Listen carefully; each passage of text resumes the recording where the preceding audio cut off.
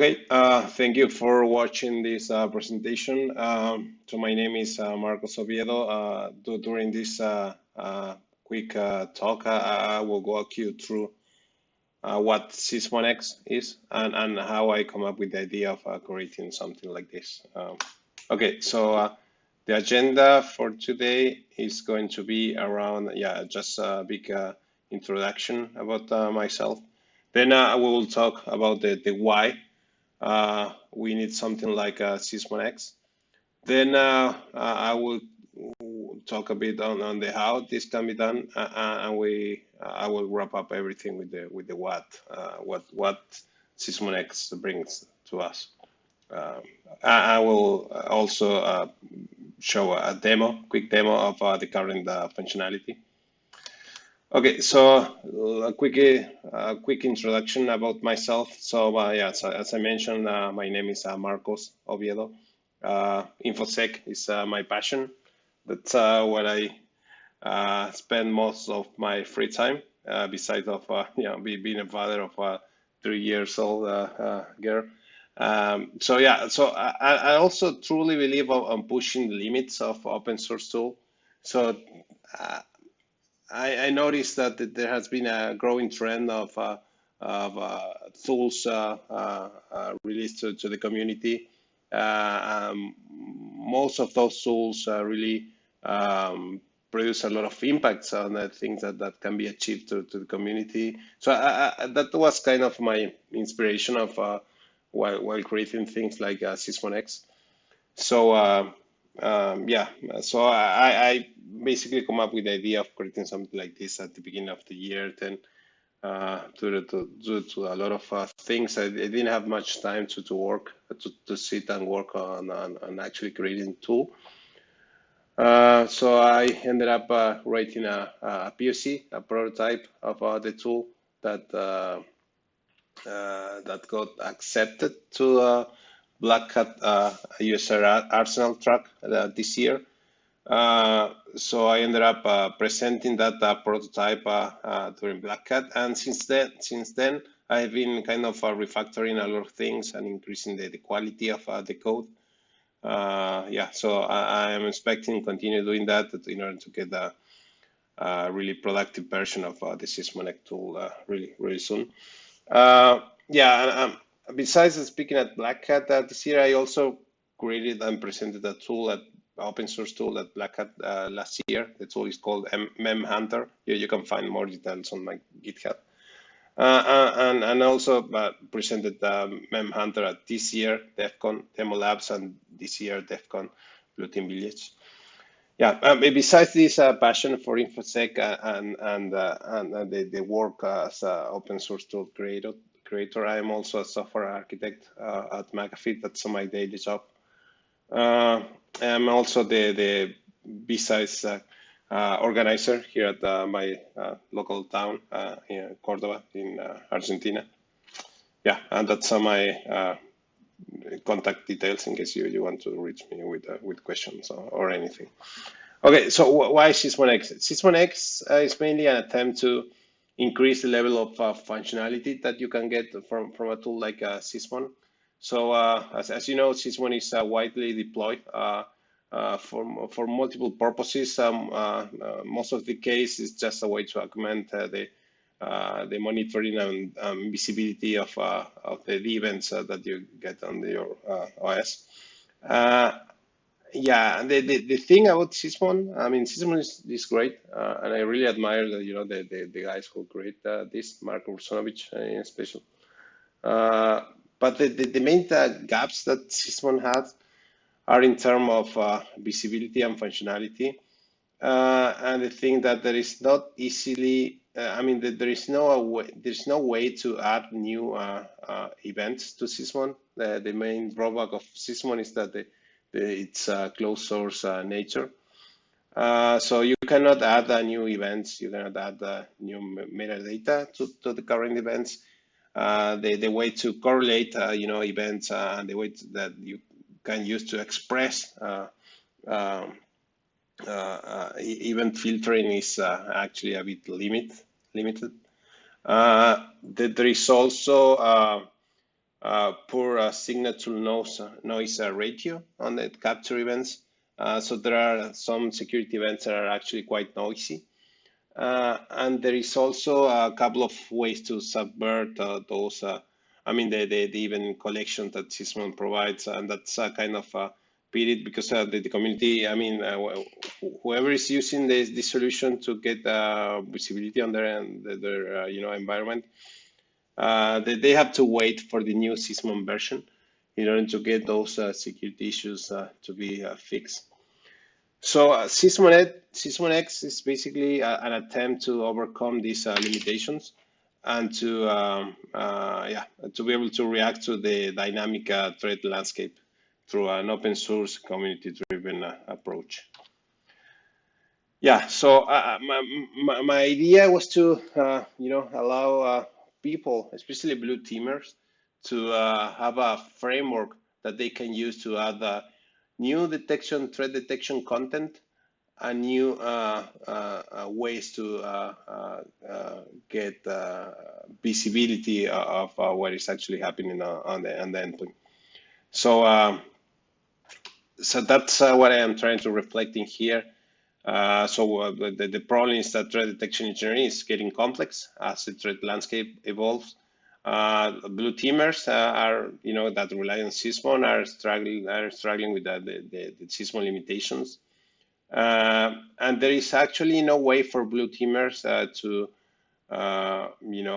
overcome these limitations and come up with new content that might detect things in a more efficient, a more accurate way. And there is also no way for them to deploy new security events on the tools like Sysmon. Okay, so we just talk about the problem. So why something like SysmonX is actually needed. So we will talk now a bit on how this can be done. So okay, so what will it take to create a new version of Sysmon?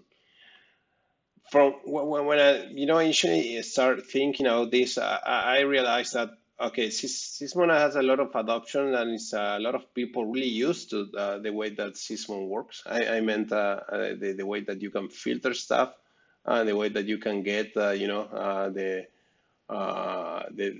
data from the filtered content. So when I thought about creating SysmonX, I thought that one of the key things to do will be to maintain the same experience, same user experience, and have a drop-in compatible version of Sysmon if I want this project to be successful. So by a drop-in compatible version of Sysmon, I meant that we should have a same input and same output that Sysmon provides.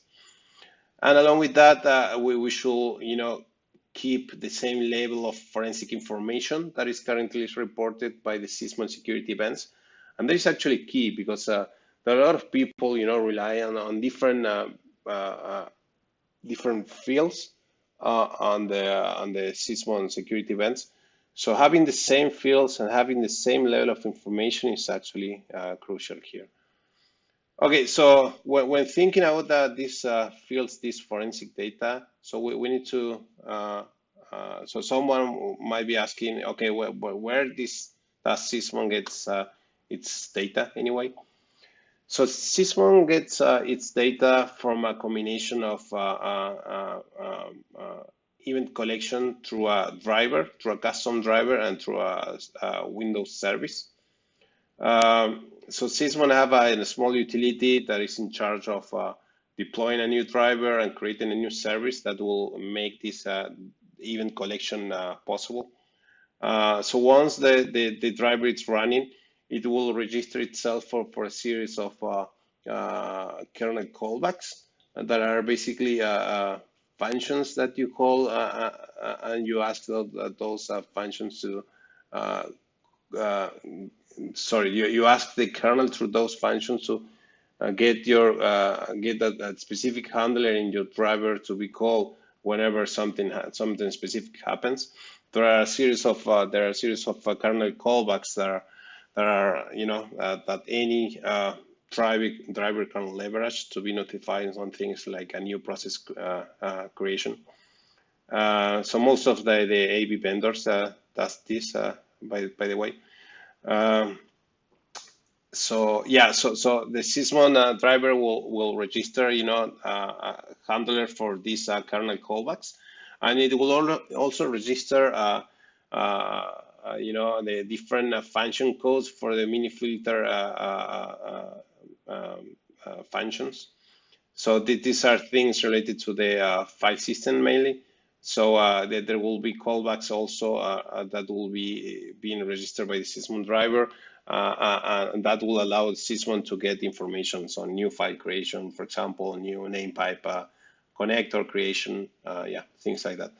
Then the Sysmon Windows service will consume also ETW data and will register for WMI notifications for very specific things. So once that information is used, collected and used by the Sysmon service and driver, there will be a part of the Sysmon service that will filter those events down based on the user configuration. I will end up reporting those to the event log. So here is a bit more detailed description on the security events that are currently being reported by Sysmon and the data sources from where the information for those events came from. So here you will have what Sysmon used to get information for event number 1, for example, the process create, or even number 22, the DNS query, for example. So most of the things in here are information that I got from articles on the web. There is a reference section on this presentation that contains all the links to the articles that I just mentioned. Yeah, so the callbacks, the current callbacks are, for example, this one in here, the PS set load image notify routine. That's the way that you use to register a new callback for in this case, new image load notification. The mini filter stuff is the things in here, and then you have then you have the data sources associated to ETW events, like the one at the bottom, the Microsoft Windows DNS client. That's the ETW provider that is used by Sysmon to get information on the DNS queries performed by different processes. Yeah, so this give us an idea on where does Sysmon gets its data from. Okay, so if we think about doing something like Sysmon and having the same input and output and providing the same level of forensic information, we really need to think on creating our own driver, right? So that's the first thing that I thought. Okay, if I want to create something like SysmonX, I will have to, have my own driver running to get the kernel callbacks notification and to get the mini filter information and so on. But creating a driver from scratch for the first version of SysmonX was kind of, problematic. And the main reason of that is the fact that creating a driver is not easy. I mean, if you screw you up on the kernel code, you will freeze the entire machine. You will cause a bug check to appear, and yeah, a lot of things will happen from there. So so there is a lot of expertise and time to produce a bug-free version of a driver from like this one. So I kind of wanted to avoid that as much as possible because just blue screen machines from scratch will be not a good way to it will not be a good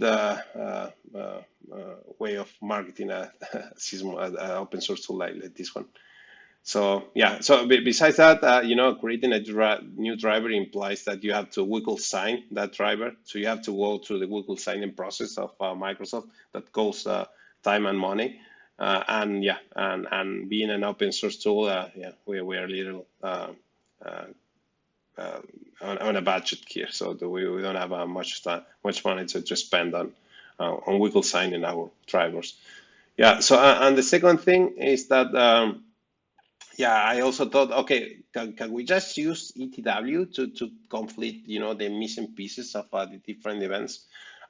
So I did some research and turned out that it was not possible.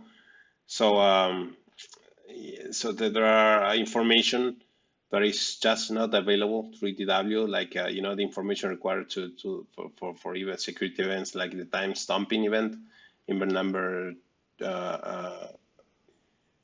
Yeah, well, I think it was even number two. Yeah, yeah, I think it was even number two.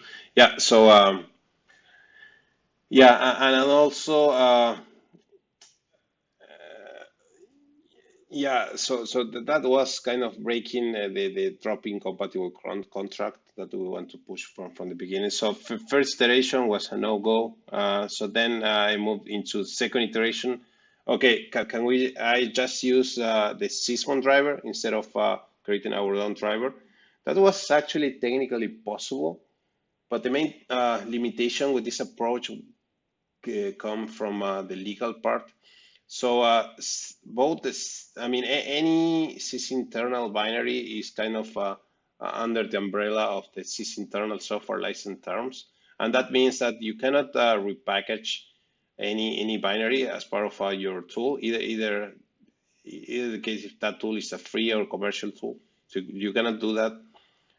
Then you cannot reverse engineer, a component of the system of any system internal tool. That meant that the pooling mechanism that the Sysmon does in order to get information from the Sysmon driver will have to be matched in order to get the, to make the Sysmon driver to believe that Sysmon is the one talking with them. Yeah, so that there will have to be some reverse engineering in place there that we should not allowed we are not allowed to do in order to, if we want to be in compliance with the license. Yeah, so that was a kind of a limitation there. So mainly because of that, this iteration was also a no-go. So we move into the third iteration, which in this case was around deploying Sysmon on behalf of the user.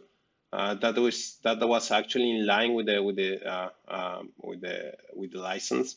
So you can just on behalf of the user, you can just download and install Sysmon and start receiving events from Sysmon, and yeah, and do pretty much whatever you want from there. So in this case, the first-time user will have to accept the Sysmon EULA as expected.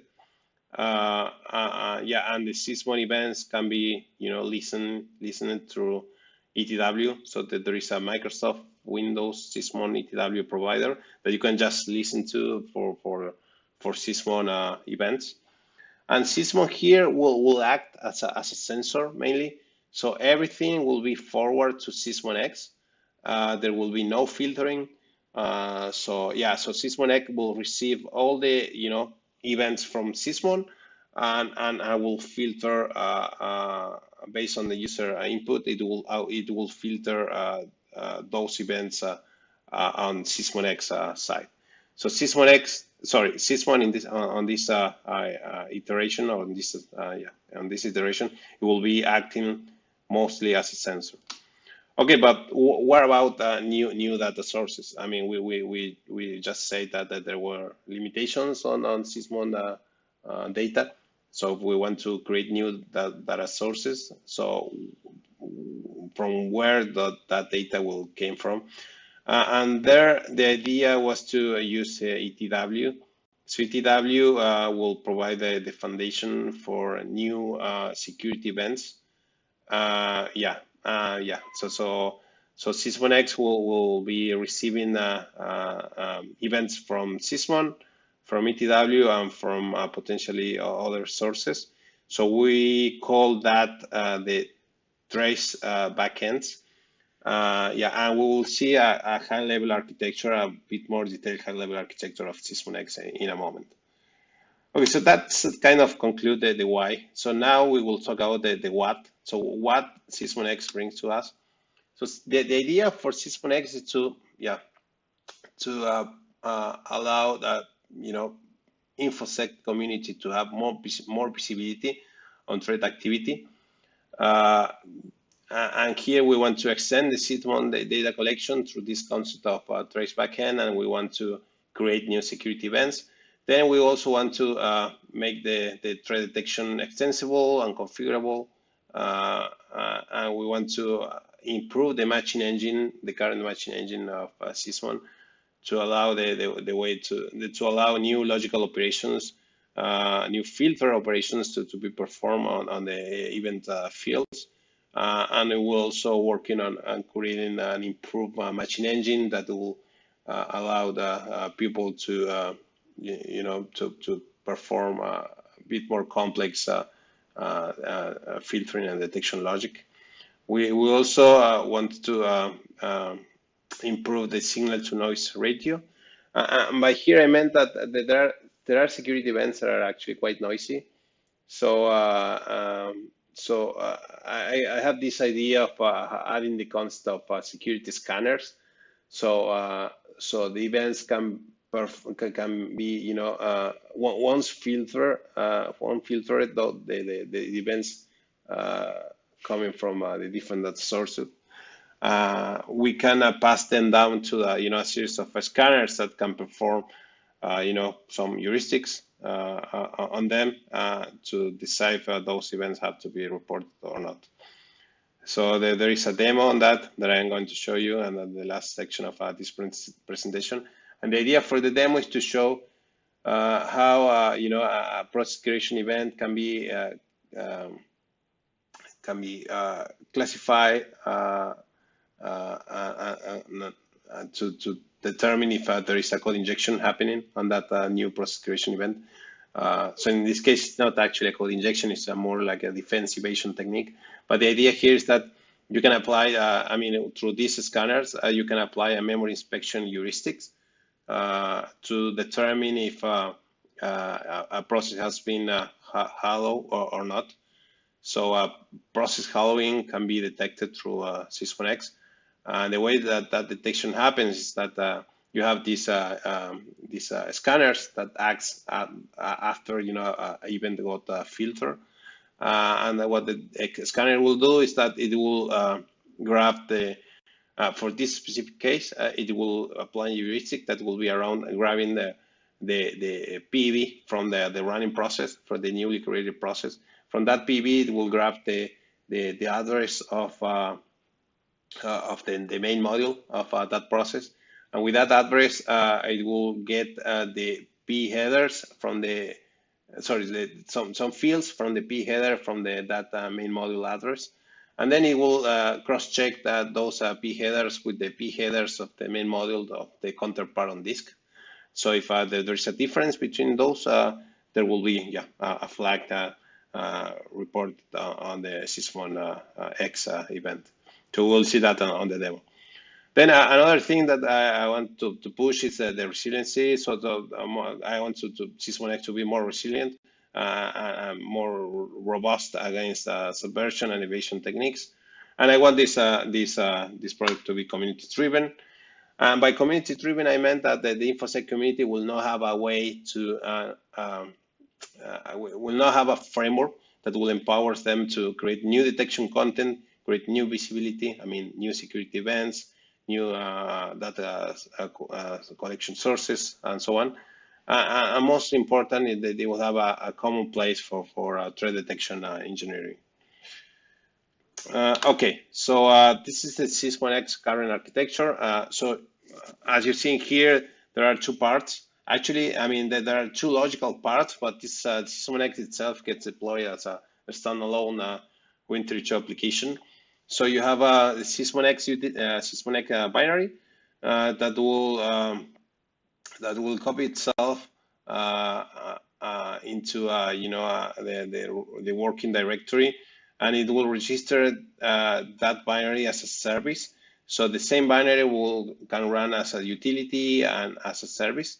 So the utility will register the service, and it will be in charge of parsing the configuration and getting that configuration into an encrypted store in the registry. It will also perform a bunch of security checks. Yeah, I will perform a couple of extra things. And the most important part is on the service side.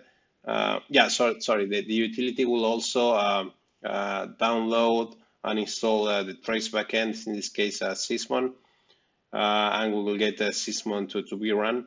Yeah, and on this collection service, the thing that will run as a service, there will be that's where the actual logic will happen. So we will have a over there. We will have a the trace backend management. So Sysmon events will be obtained and first processed by this trace backend module. In here, the same as ETW events. In the future, we might end up adding things like WMI, for example. Then Sysmon egg collection service. There will also have a matching engine that will be in charge of performing the different matching based on the filtering and conditions specified by the true configuration. And based on those matching, there will be, based on the configuration, there will be a number of security scanners that might end up being called, and then there will be the report to the event log. And something that I want to mention is that event log is kind of the default report channel, but SysmonX supports different report channels. Example of that is the log file, ETW, not just the report, the event log. And SysmonX also allows you to have a different type of login mechanism, which is actually quite useful, at least in my case. Yeah, so this is the current SysmonX configuration. I went really quick on it. This is the SysmonX feature development. So I've been, up to now, I've been mostly focused on getting the framework in place, getting the way for, for new event data sources to be added, the way to, get the different components to be deployed and to be in a working state. So yeah, so the framework is priority number one for me. Once that is done, which is pretty much done at the moment, I will start in the more security events, and I will start in a lot of things on top of the framework. But the framework is priority number one, as I mentioned. Yeah, so in terms of the demo, during the demo, I wanted to show the SysmonX deployment. So there will be an install, uninstall, and uninstall scenario. Install and uninstall, yeah. And then there will be a new detection capability. So this is this user space scanner concept that I mentioned. So I will exercise a process following using a different tool that I created from alternative project, MemHunter. So yeah, I will use that injection tool to simulate a process following attack, and we'll see how the SysmonX detects that. Then I will also show you how things like,